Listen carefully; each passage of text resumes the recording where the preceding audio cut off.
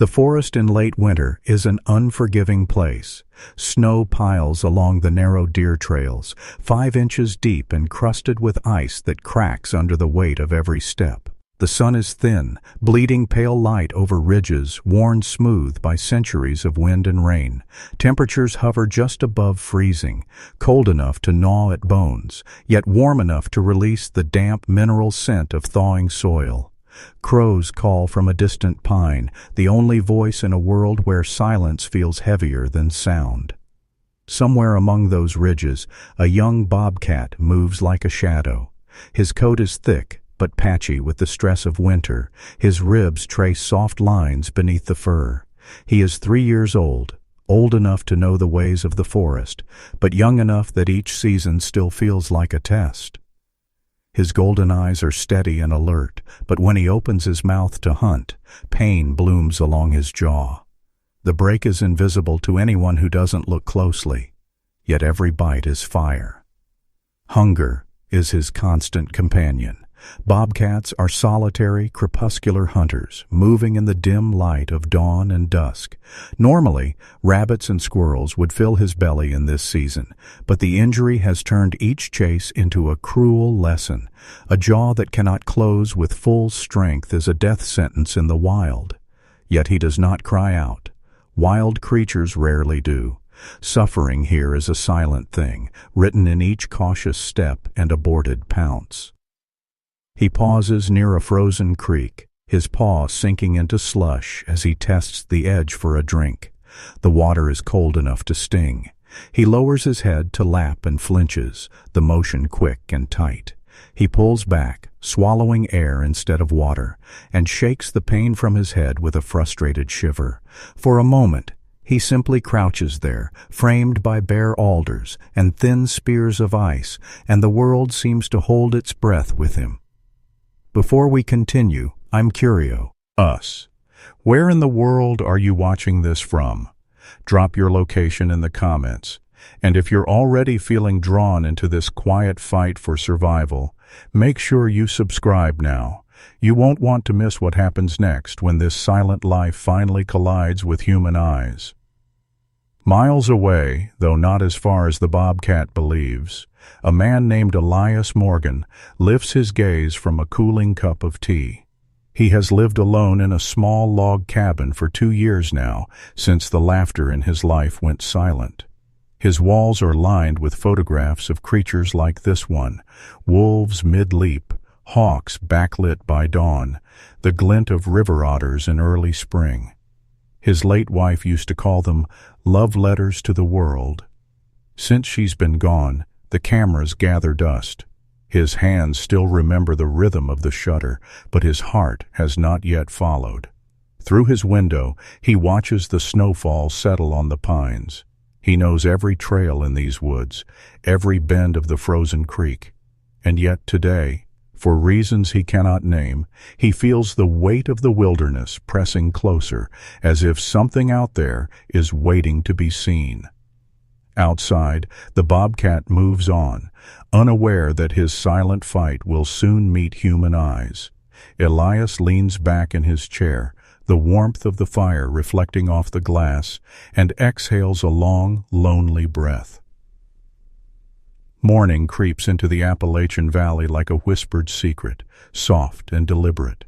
Mist drifts low over the snow-dusted pines, curling around trunks darkened by melting frost. A thin band of sunlight threads through the branches, breaking into fractured patterns on the frozen creek. The air smells of iron-cold water and damp bark, the kind of scent that wakes old instincts in wild creatures. Out here, time moves differently, measured in the subtle shift of shadows, the drip of thawing icicles, the crunch of paw prints that will be erased by the next snowfall. The bobcat moves through this world as if carved from it.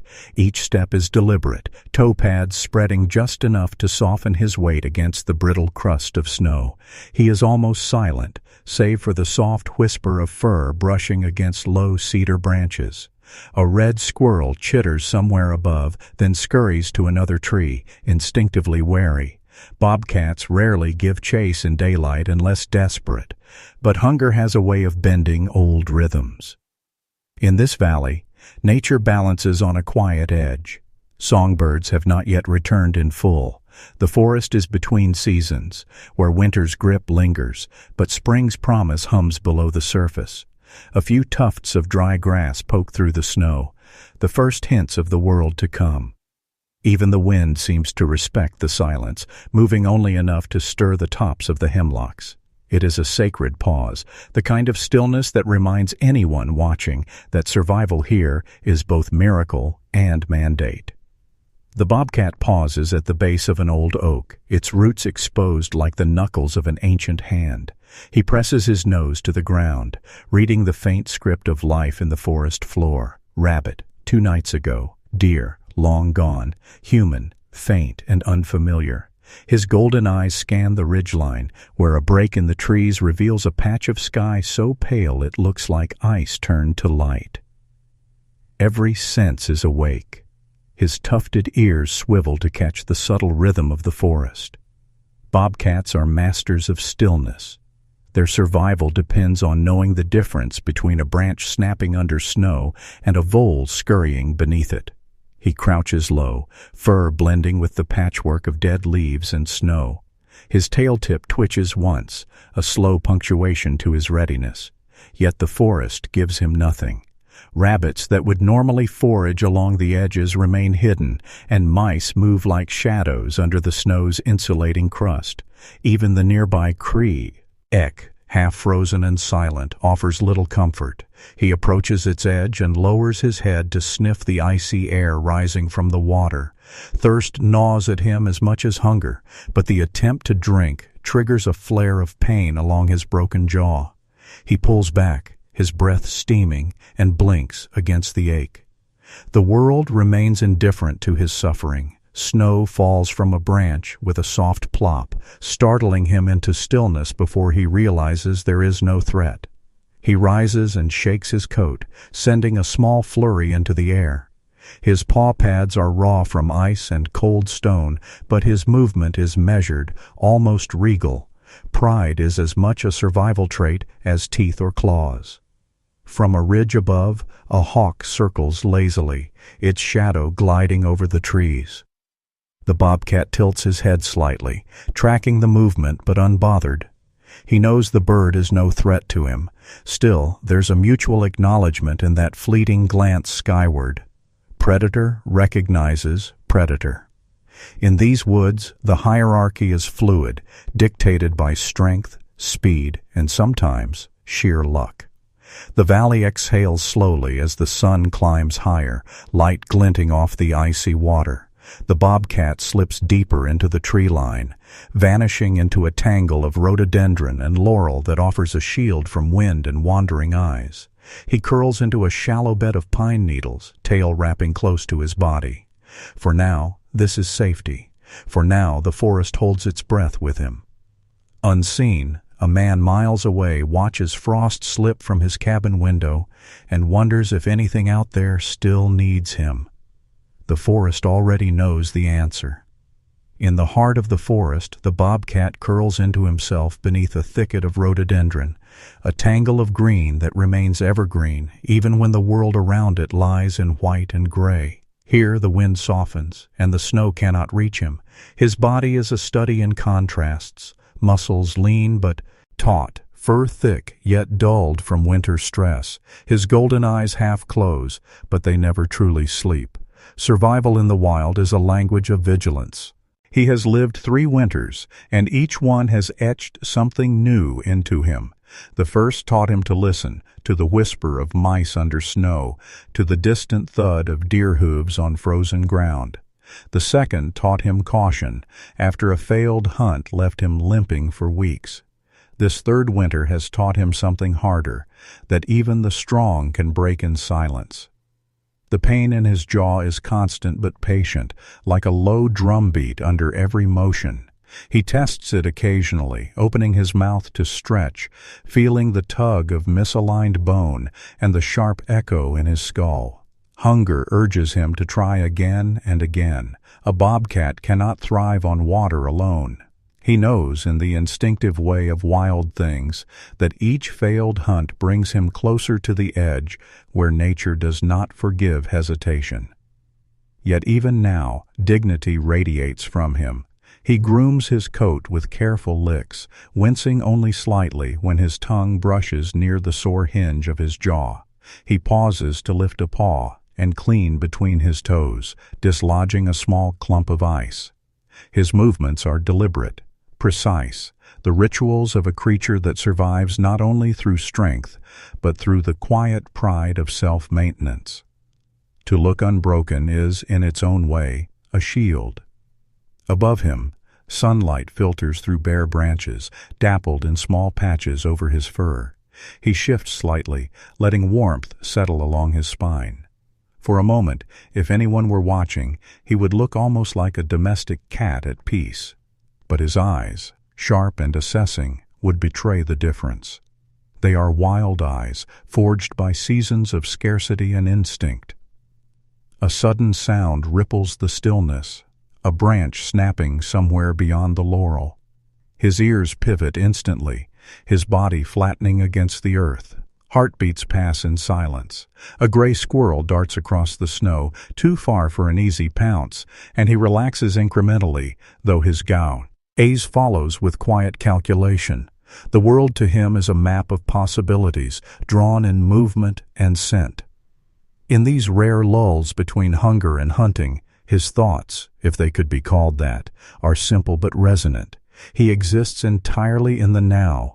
He knows the taste of snowmelt, the sting of ice underfoot, the soft hum of blood through his ears when he waits for prey. He feels the constant undercurrent of need, the pull of life insisting that he keep moving, keep trying, no matter the pain. And somewhere deep in the marrow of that instinct, a quiet determination pulses. I will not give up. This intimate ritual of survival is invisible to most. Hikers may pass within 100 yards and never sense the ghost watching them. Hunters might spot his tracks and imagine his passing, but they will never see the way he closes his eyes for a single breath of sun. His life is a poem written in claw marks on bark, in paw prints pressed into melting snow. In the distance, a red-tailed hawk calls once, the sound slicing through the stillness.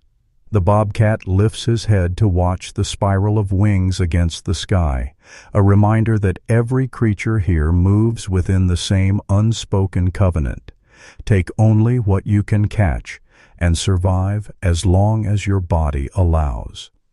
He stretches, slow and sinuous, testing his jaw again with a muted wince. Hunger will not wait. He slides from the shelter of the rhododendron, paws whispering against the snow, and vanishes into the deeper forest. Far off, in a cabin warmed by a small fire, Elias Morgan leans against his window, scanning the tree line as if he feels a presence he cannot yet name. The forest is full of invisible lives, and one of them is walking closer. Snow falls in soft, uneven curtains, the kind that mutes the world until every sound is swallowed. In this silence, Ashfall moves like a wisp of smoke between the trees, ribs shadowing his sides with each step.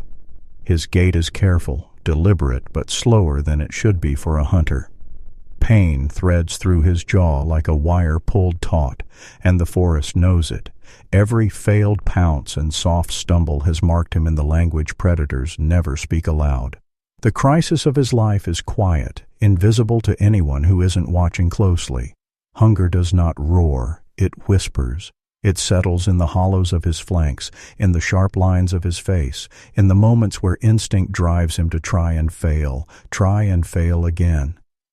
He pauses at the edge of a clearing where the snow lies unbroken. A rabbit trail winds through the white, punctuated by neat prints and soft tufts of fur caught in brambles. For a moment the world holds its breath with him. His body flattens, muscles coiling with the perfect geometry of a predator. His ears tilt forward, his tail twitches once. Then he leaps. The snow explodes beneath him, a muted spray of white against the gray of the trees. The rabbit darts, impossibly fast, zigzagging toward cover. Ashfall snaps his jaws in reflex, but the break in his bone betrays him. Pain flares, sharp and electric, and his bite is weak. The rabbit kicks free, vanishing into a tangle of roots. Silence falls again, heavier than before. For a moment, Ashfall simply stands there, steam rising from his body in thin ribbons. Snowflakes cling to his whiskers. His breath comes in slow, shallow pulls, as though even air feels heavy. A tremor moves along his jaw before he lowers his head, licking at the snow. Cold water seeps onto his tongue, offering the smallest reprieve from the gnawing inside. Injury in the wild is an uncompromising teacher. Bobcats rely on powerful jaws to crush the necks of small prey or deliver a precise killing bite to the spine. A fracture means fewer meals and longer chases. Long hunger means less energy to hunt, a downward spiral that nature rarely forgives. He knows none of these facts as words, but his body knows their weight. The forest offers no comfort. Wind slides through the pines with a low hum, rattling brittle oak leaves that refuse to fall. A crow calls once and then goes silent. Ashfall limps toward the shelter of a fallen log, his tail trailing low. His movements carry the gravity of a creature who has endured pain too long to resist it with panic anymore. He lies down in the shallow space beneath the log, the cold pressing up from the ground. For a while, he does nothing but exist, staring out at the snow with eyes that flicker between alertness and exhaustion. A single leaf tumbles across the white and lodges near his paw. He doesn't move. He is learning the patience of desperation. And yet, within this quiet suffering, there is still a thread of life that will not break. When the wind shifts, carrying the faint scent of deer from somewhere beyond the ridge, his nose twitches. Instinct urges him to rise, even if pain will follow. Survival is not always about winning. It is about trying again and again until the forest itself decides otherwise. Miles away, the smoke from Elias Morgan's chimney curls against the gray sky. He sits at his kitchen table, unaware that a life clings to the edges of his world, just beyond the line where human warmth meets winter's indifference. Soon their paths will cross, but for now the forest keeps its secret, and a silent life endures another day. In the early light of a fading winter, Elias Morgan sits at his kitchen table, fingers wrapped around a mug that has long since gone cold. His cabin is a quiet island in the sea of Appalachian forest, perched on a slope that looks down over a frozen creek. The world outside is a muted watercolor of grays and whites, broken only by the dark skeletons of trees and the faint smoke curling from his chimney. Elias has spent 2 years in this stillness, learning the sound of his own heartbeat in rooms that once knew laughter. His wife's photographs still hang on the walls, images of elk in velvet dawn, warblers balanced on thin branches, and the rare perfect moments when the forest had gifted them its secrets. They had called these pictures their love letters to the wild. Since she passed, the cameras gathered dust, and the letters have gone unwritten. Every morning he sits by the wide window facing the tree line, a habit he can't break. Sometimes he tells himself he's waiting for spring to wake the forest. Other times he admits the truth. He is waiting for something, anything, to remind him that life still moves outside these walls. He watches the ridge as if it might one day answer him back. This morning, it almost does. A flicker of movement at the edge of the clearing catches his attention. At first, he thinks it's another deer, the usual visitors who graze in cautious clusters. But this shadow is smaller, solitary, deliberate. He leans forward, breath fogging the glass. The figure emerges from behind a cluster of mountain laurel, a bobcat, winter coat bristling, moving with the wary grace of a creature both proud and tired. Elias's chest tightens. He has seen bobcats before in his years as a wildlife photographer, but never this close to his home, and never one that looked like this. Even through the frost-edged glass, he notices the faint angularity of ribs, the way the animal's head tilts slightly as if favoring one side. When it opens its mouth to sniff the air, he sees the tremor in its jaw. A familiar ache stirs in him, sharp and unexpected. He knows the signs of quiet suffering, not from the wild, but from the human heart. He had watched his wife endure pain without complaint, always with a soft smile, as if dignity could protect her from the weight of it. This bobcat, crouched in the snow, carries the same silent language. Elias doesn't move, hardly breathes. He feels a strange pull, a thread tightening between his small, warm cabin and the wild life outside it. He imagines what hunger must feel like in that body, what cold does to bones when the sun sinks and the wind sharpens. He feels the old instinct, the one that made him wait hours in a blind for the perfect shot, the need to see, to understand, to honor. For the first time in months, he reaches for the camera resting on the shelf. His hands remember the weight instantly. He doesn't take a picture. He just holds it, as if the act itself is a small return to life. Through the window, the bobcat lifts its head. Their eyes meet across the distance, one pair human and grief-shadowed, one golden and feral. Somewhere deep in his chest, Elias feels the first stirrings of purpose he thought he had lost. The forest has offered him a fragment of its truth, and he is listening. From the corner of the room, his neighbor and occasional visitor, Martha Quinn, calls softly after knocking and stepping in, her arms full of firewood. She follows his gaze and whispers, "You don't see that every day." Her tone is reverent, tinged with worry. "Poor thing looks half-starved. Should we?" Elias doesn't answer right away. The question hangs between them, heavy with a choice that will only grow more complicated. For now, he just watches, heart slow and steady, as the bobcat melts back into the tree. Yes. The next morning, frost clings to the cabin window like tiny constellations, each starburst catching the pale light of dawn. Elias sits in his usual place, a steaming cup of tea between his hands, though he doesn't drink it. The forest outside is still, holding its breath under a sky the color of worn pewter. Mist drifts off the frozen creek below the slope, curling around the trees like smoke from some unseen fire. He doesn't know why he expects the bobcat to return.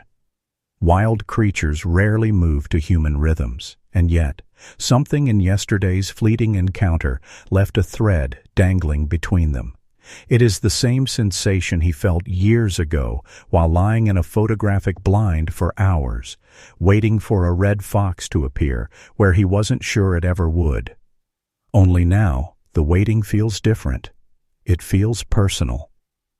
A movement along the tree line snaps his attention forward. There, almost imperceptible, a shadow glides between the trunks. Ashfall emerges like mist taking shape, each step deliberate, body low, the frost clinging to his fur. His golden eyes scan the clearing, alert and calculating.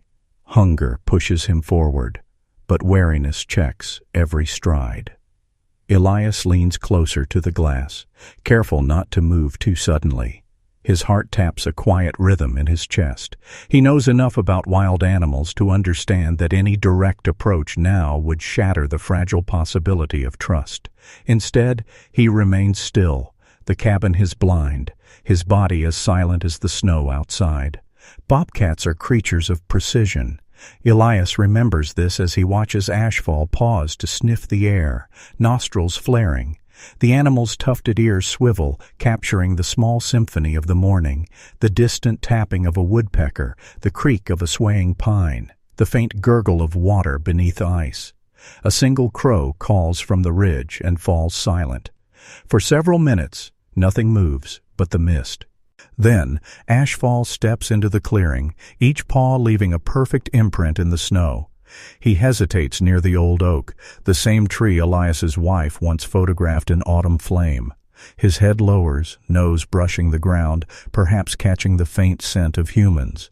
He doesn't spook, but he doesn't relax either. Elias feels a pull in his chest, a quiet urge to act.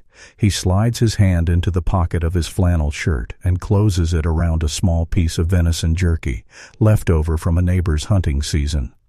He rises slowly and opens the back door with the softest creak. Cold air rushes in, laced with the scent of wood smoke and snow. He steps onto the porch and, without a word, sets the meat on the edge of the clearing. Ashfall freezes. Every line of his body sharpens, ears forward, tail low, muscles tense. For a moment, the clearing feels like the center of the world, where two lives balance on the edge of instinct and choice. Elias doesn't move. He lets the Bobcat decide. After a long, taut silence, Ashfall takes a single step forward, then another. His head dips, his nose twitches, and finally he lowers his body to the snow to sniff the offering. He doesn't eat. Not yet. He lifts his gaze to the man on the porch, holding him in that wild, unblinking stare that feels older than the forest itself. It's not trust yet, but it's awareness. Satisfied with his caution, Ashfall backs into the trees and vanishes as if he were never there. The meat remains untouched, a question left hanging between them. Elias exhales slowly, a mixture of awe and something he hasn't felt in months, anticipation. Behind him the cabin creaks as it warms in the fire's glow. In the trees the Bobcat lingers, hidden, his stomach aching and his mind weighing the pull of hunger against the weight of instinct. Their worlds are no longer entirely separate. The line between them has thinned to a whisper. Dawn arrives like a soft breath over the Appalachian ridges, laying a thin wash of rose light across the snow. The forest is waking, but slowly, as if it too hesitates to disturb the fragile balance of winter giving way to spring. A thin mist lifts from the creek below Elias's cabin, coiling around bare trees like threads of smoke from an invisible fire.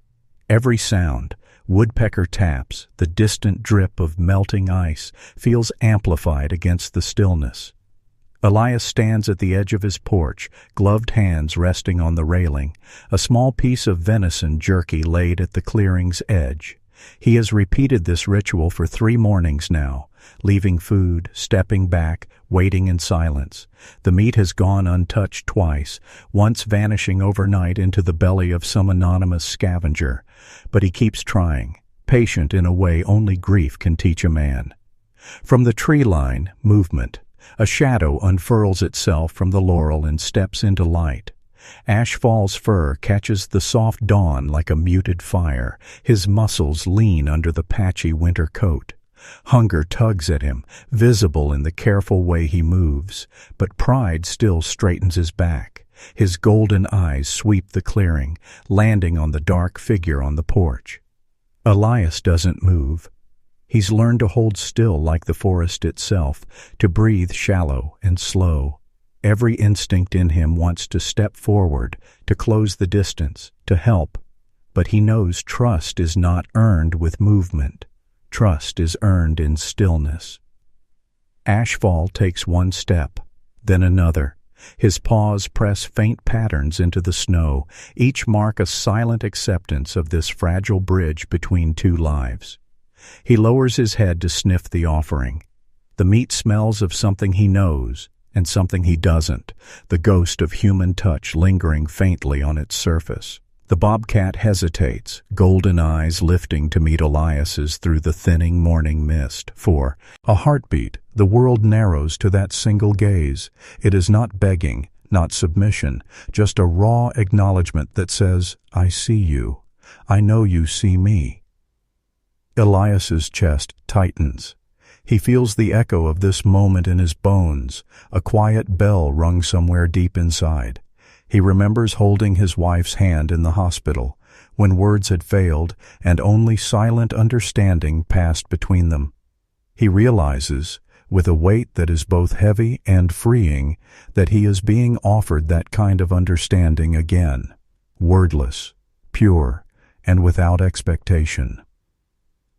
Ashfall bends and takes the meat, his jaw trembling slightly with the effort.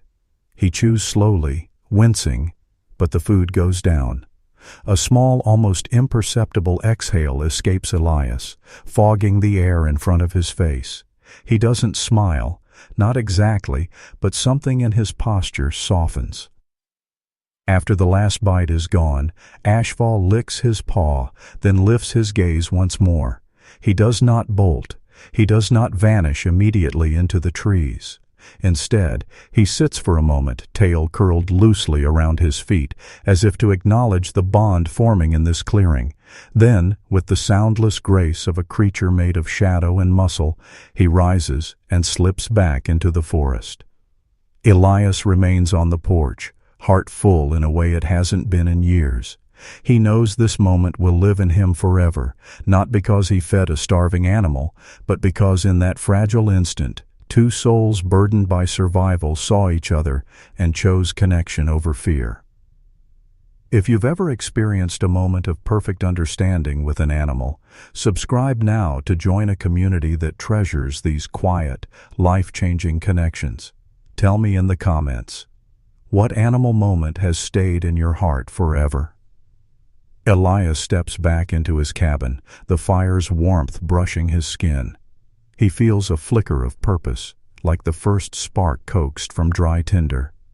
Out in the forest, Ashfall moves silently, but the thread between them has been tied.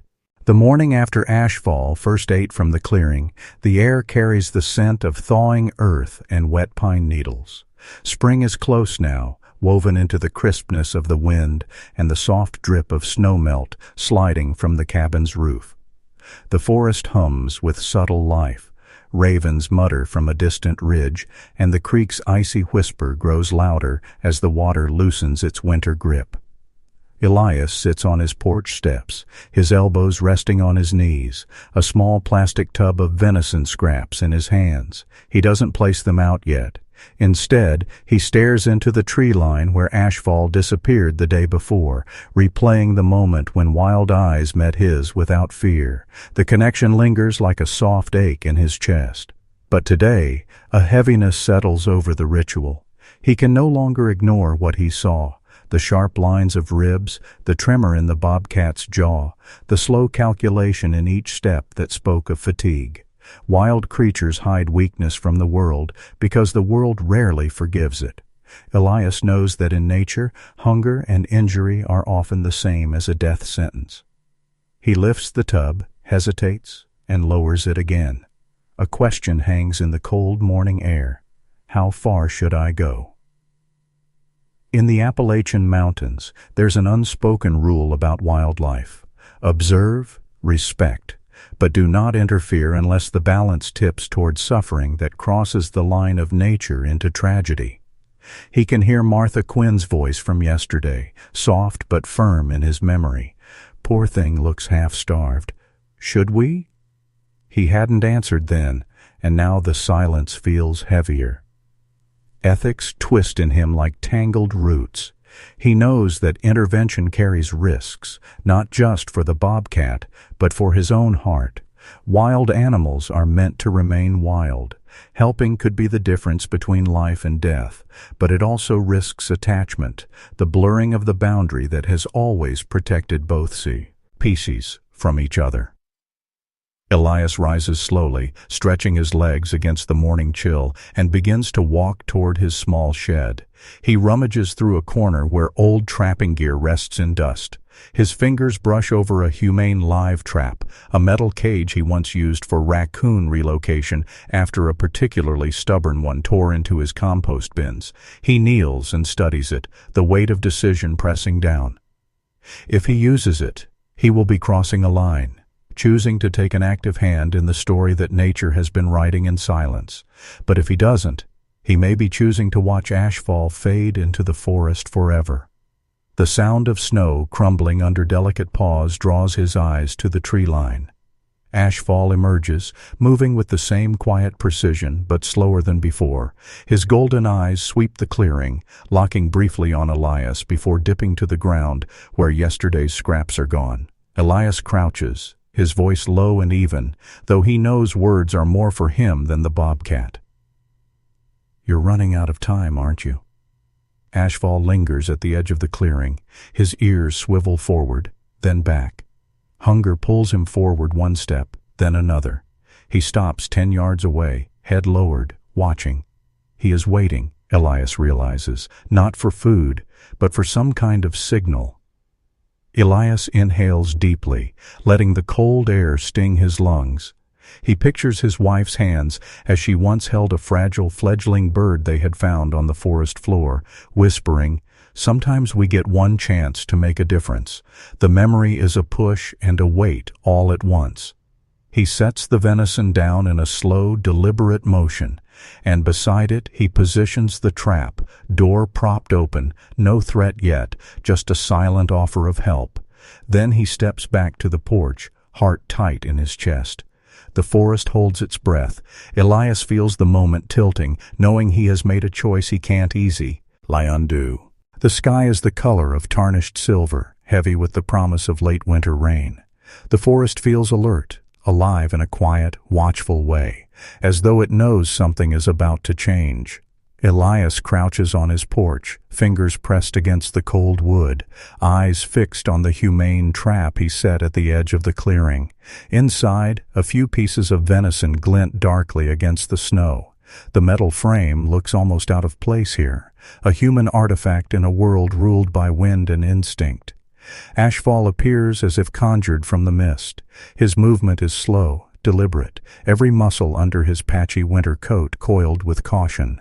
He pauses often, nose twitching, tail tip flicking once before freezing again. Hunger gnaws at him, but wariness is older than appetite. His golden eyes sweep the clearing, taking in every detail: the trap, the meat, the man watching from the shadows of the porch. Elias holds his breath. His heart ticks louder than the creak of the cabin's settling wood. He has been a witness for weeks, a silent participant in this bobcat's quiet struggle. Now he is stepping over an invisible line, moving from observation to intervention. He can feel the weight of it pressing on his shoulders. Ashfall lowers his head and sniffs the ground.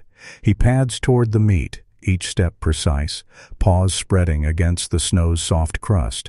His ears swivel, alert to the forest's murmurs, the distant caw of a crow, the rush of wind through the hemlocks. Finally, he reaches the edge of the trap. He hesitates, nostrils flaring, catching the faint metallic scent of the bars. Elias whispers to himself, barely audible, "It's okay. Just one step more." The bobcat steps in. The soft crunch of snow under metal echoes like thunder in Elias's chest. For a heartbeat, Ashfall freezes, as if sensing the threshold he has crossed. His body stretches toward the meat, jaws trembling with effort. As he grips the first piece and pulls it back, the trapdoor snaps shut with a metallic clang. The forest explodes into movement. Ashfall jerks violently, a flash of fur and muscle against the bars, his growl low and guttural. His claws rake the metal, tail lashing, golden eyes wide with raw betrayal. Elias surges forward, heart hammering. "Easy, easy." His voice shakes, barely more than breath. He kneels a few feet away, feeling the weight of guilt settle like stone. He has trapped a creature of wild dignity, and it feels like a violation even though it's necessary. The bobcat's breathing is ragged, every exhale fogging the cold air. Elias waits, motionless, until the frantic thrashing slows to tense stillness. He knows the risk of lingering stress for wild animals, heart rates that spike too high, muscles that tear in panic. He whispers again, softer this time, "I'm not here to hurt you, I promise." Rain begins to fall in fine, cold threads, dotting the metal with droplets. Elias retrieves a heavy blanket and drapes it over the trap to reduce stress, dimming the terrifying new world the bobcat has been thrust into. Beneath the cover, Ashfall growls once, then goes silent. The drive to the small veterinary clinic feels longer than the winding 10 miles should. The trap is secured in the truck bed, and Elias glances in the rearview mirror more than the road. Rain streaks the glass, blurring the forest into muted greens and browns. His chest tightens with each bump, imagining the bobcat's fear in the dark. At the clinic, a wildlife vet in a faded green jacket meets him at the back entrance. Dr. Rivera, a quiet man with years of experience, lifts the edge of the blanket just enough to check the animal's breathing. "Jaw injury," he says softly, eyes sharp. "He's been like this a while." Elias exhales, the truth heavy and undeniable. If he hadn't stepped in today, the rest might have claimed Ashfall forever. As the sedative is prepared and the bobcat finally lies still under safe hands, Elias steps back into the rain, heart pounding with a complicated mix of relief, guilt, and awe. He has crossed the threshold, and there is no going back. The veterinary clinic is small and quiet, tucked into a hollow where the road bends toward the river. Rain still falls in soft threads against the roof, a rhythm that seems to mark time as Elias waits in the corner of the treatment room. He smells antiseptic mingled with damp earth from his boots, a reminder that two worlds, the wild and the human, have met here in this moment. Ashfall lies sedated on the steel table, a blanket draped over his lean body. Up close, the signs of struggle are stark, fur matted from wet snow, the faint ridge of ribs along his sides, and a jaw swollen with the ghost of pain. His whiskers twitch in dreams that Elias will never know, and his paws, broad and tufted for silent movement in the snow, rest limp against the metal. Dr. Rivera's hands move with practiced efficiency.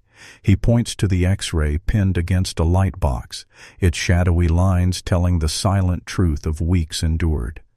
"Hairline fracture along the mandible," he murmurs. "Old, partially healed but misaligned. It's a miracle he's alive." Elias nods, the words settling into his chest like weight and wonder at once. He thinks of all the mornings he watched the bobcat vanish into the trees, carrying this invisible battle in silence. Survival had not been a loud or dramatic act. It had been a series of quiet choices, to keep moving, to keep trying, to endure. The next days unfold in a rhythm that feels both foreign and familiar. Ashfall is moved to a small, quiet enclosure at the edge of the clinic's property, shielded from wind and prying eyes. His world now consists of soft bedding, shadowed corners, and a dish of ground meat soaked to tenderness. He eats cautiously, the tremor in his jaw fading little by little with each careful bite. Elias visits every day, never intruding, always sitting on the wooden bench just beyond the enclosure. He reads aloud sometimes, not for the bobcat, he tells himself, but because the sound of his own voice in the open air feels like letting light into a long, closed room. He reads his wife's old nature journals, the ones she used to keep with sketches of leaves and birdsong notes written in careful cursive. Ashfall watches him with slow, assessing blinks, golden eyes half-lidded but never unseeing. In those glances, Elias finds a quiet sort of forgiveness. He knows he shattered the wild line between them the moment the trap snapped shut, but in the stillness of these afternoons, some thread is mending. There are setbacks. One afternoon, Ashfall refuses food, curling into himself with a low, rasping growl when Elias approaches. Another day, he startles violently at the sound of a truck on the gravel drive, retreating into the deepest corner of the enclosure. Recovery is not a straight line, Elias realizes. Healing, in animals and in grief, has its own seasons. Spring begins to settle over the mountains. The snow retreats into the highest shadows, and the earth exhales in green. The creek near Elias's cabin swells with meltwater, and he imagines the forest waiting for its ghost to return. One evening, as the sun dips low and paints the world in soft amber, Elias sees Ashfall step into the light of his enclosure with a steadiness that wasn't there before. He lowers his head to the dish, bites into the softened meat, and chews without flinching. Afterward, he lifts his gaze, meeting Elias's eyes through the wire for a long, unblinking moment. No words pass, but something profound does. A recognition that life, fragile and stubborn, is choosing to keep going. Elias exhales, tension melting from his shoulders. For the first time in years, he feels the stirring of something like hope, tentative but real, as if the act of tending to another's survival has also begun to mend his own. Outside, the evening air smells of wet grass and thawing earth. Somewhere in the distance, a barred owl calls, and the world feels briefly whole. Spring ripens in the Appalachian Valley with a patience that feels earned. Buds swell along the branches of sugar maples, and the forest floor awakens in soft carpets of moss and early wildflowers. The creek below Elias's cabin sings a little louder each day, its voice freed from winter's grip. In this new season, both man and Bobcat have been changing, slowly, silently, together. Ashfall moves differently now. His gait has regained the elastic grace of a predator, and his golden eyes hold a clarity that hunger once dulled. He eats without flinching, testing his healed jaw on tougher cuts of meat, each bite a small victory over the long winter of pain. Where once he lingered in corners, tail tucked and body tense, he now patrols his enclosure with quiet confidence, testing the limits of his world as if measuring the distance between captivity and freedom. Elias, too, feels the shift. He has begun carrying his camera again, not for the purpose of capture, but for the ritual of seeing. In the soft mornings, he photographs dew on spider webs, the ghostly curve of mist over the creek, and sometimes, with reverence, ashfall framed in golden light. Each image feels like a quiet conversation, a wordless acknowledgement that life is still worth recording. There is a morning, just before full spring, when Elias experiences a moment he knows will live in him forever. He kneels outside the enclosure as he has countless times before, his elbows on his knees, hat pulled low against the sun. Ashfall steps forward, close enough that the wire between them feels almost irrelevant. The bobcat's pupils narrow against the light, and for a long, still breath they simply look at each other. In that gaze, Elias feels the weight of the past 2 years, the hospital rooms, the silent dinners, the long mornings staring at empty woods, shift into something lighter. He realizes that in saving the bobcat's life, he has also coaxed himself back into the world. Grief is still there, yes, but no longer as a wall. It has become a river he can cross.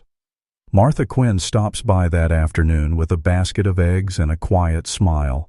She watches Elias talk softly through the wire and says, "You're different these days." Elias doesn't answer, only lifts his camera and captures ashfall mid-step, sunlight gilding his fur. He thinks of his wife and knows she would have understood.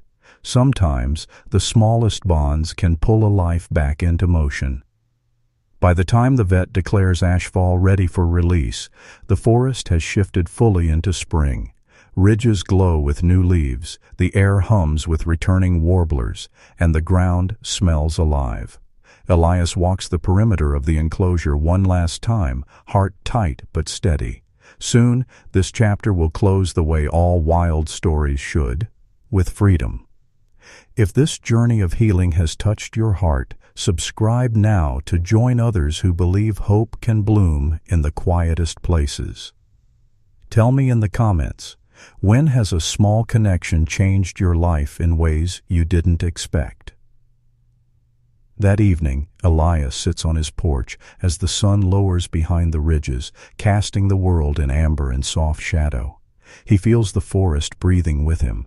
Somewhere, just beyond the tree line, a wild soul is almost ready to reclaim its place among the shadows and light. In the silence, Elias whispers to no one, and to everything at once, "Thank you." Dawn drapes the Appalachian Valley in a veil of gold and mist, the kind of morning that feels like the world is holding its breath. Dew clings to every blade of grass, and the creek below the cabin runs clear and quick, singing its ancient song. Elias stands by the enclosure with the gate unlatched, his heart a steady drum in his chest. Today the wild will reclaim what grief and winter nearly stole. Ashfall moves to the edge of the opening, his fur glowing in the soft light, muscles sleek beneath the winter's lean frame now rebuilt by weeks of care. He pauses, nostrils flaring as the scent of home floods back to him, wet leaves, thawed soil, the faint musk of deer. Instinct stirs like a tide. He takes one step into the grass, then another, each movement fluid, certain. The forest seems to lean toward him, ready to receive what was always its own. Elias doesn't call out, doesn't reach forward. He knows that farewell in the language of the wild is made of stillness and space. His chest tightens with pride and ache all at once. He thinks of the long winter mornings when this creature was just a shadow at the edge of the clearing, of the silent pact formed in a look, of the first bite of meat that trembled in a broken jaw. All of it has led to this quiet triumph. Ashfall stops a few yards into the clearing and turns. Golden eyes meet human ones one last time. It is not gratitude in the way humans define it. It is something older, purer, acknowledgement, recognition. A silent look that says, I am seen. I will live. Then, with the grace of water over stone, he slips into the tree line and is gone. The laurel swallows him, the forest exhales, and the only evidence of his passing is the soft rustle of leaves and the ghost of paw prints in the dew. Elias stands there long after the clearing empties, listening to the forest's heartbeat in the bird's song and the creek's murmur, the Eshat. Chai of parting is there, but it is not hollow. It is the fullness of a chapter ending as it should. He realizes, standing in the cool spring light, that the quiet companionship of this wild soul has healed something he thought untouchable. Grief will always live with him, but now it walks beside hope instead of in its shadow. Later, he climbs the ridge trail above his cabin, camera slung across his shoulder for the first time in years. He moves quietly, letting the forest show itself at its own pace. A bluebird flits past, a deer bounds through new green underbrush, and the sun warms the crown of his head. He pauses at the overlook where the mountains roll away into morning haze. The world feels wide again. That evening, Elias sits on the porch with Martha, who has stopped by with a jar of honey from a neighbor's hives. They sip tea as fireflies spark in the grass. He tells her about the release, his voice soft but steady. She nods, watching the tree line. He'll be out there, she says, living his life, because you gave him the chance. Elias smiles, not the brittle smile of survival, but the quiet one that comes when a soul begins to mend. Somewhere beyond the trees, a bobcat moves under the stars, carrying the silent proof that even the smallest acts of witness can echo through the wild. The camera beside him is ready. The forest is alive again, and so is he.